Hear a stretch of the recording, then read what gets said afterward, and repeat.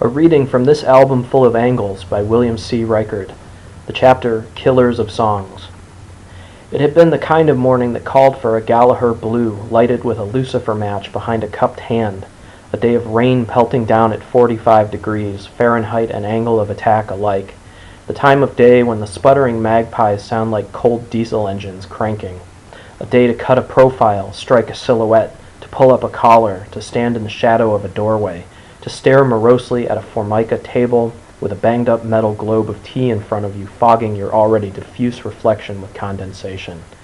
In short, it had been Finn McCool's kind of day. This was after Tasha divorced him, after the downhill slide had begun. Friends told him she'd married one of the more unbearable of the Aesir.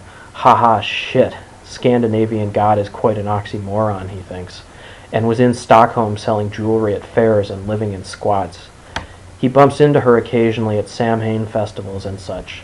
Their conversations are always terse and polite as they attend to the annual rituals, despite his joking about burying the greasy galoot she goes around with up to his honey-covered head in an anthill.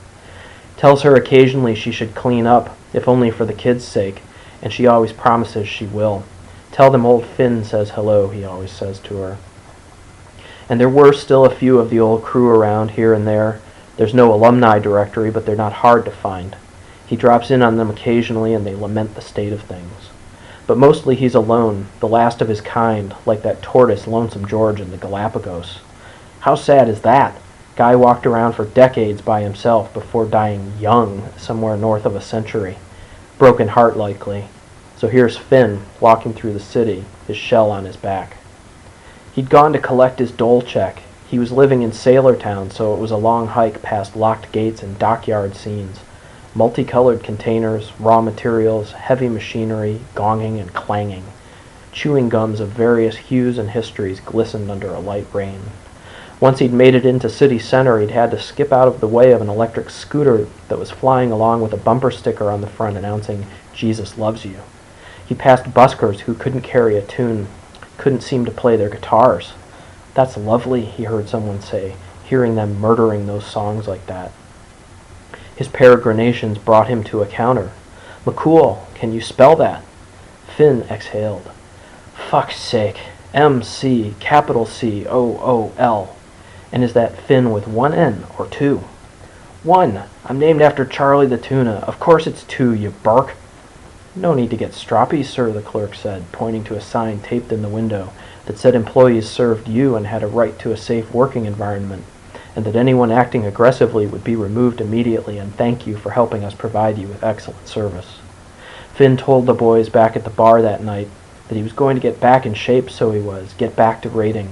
He was going to build a new raft someplace, get back on his feet, reclaim his pride. He could do it. He knew he could. He swore he would. He'd get a handful of hounds, hire on a druid or two full-time, corral a few of these idle roustabouts for a crew, give a few of yous a good kick in the arse. He'd book a slot for a good graving. Today though, well, he was going to have a couple of pints and gather his strength, and then tomorrow, yes, he was going to start with a full head of steam, make solid plans. He had berated himself then, knowing he wasn't going to begin any time in the foreseeable future. Excoriating himself in earshot of all, lazy, worthless, feckless, self-indulgent, soft, spoiled, spelt. He ran out of names to call himself and slunk off home. Fate, who calls it?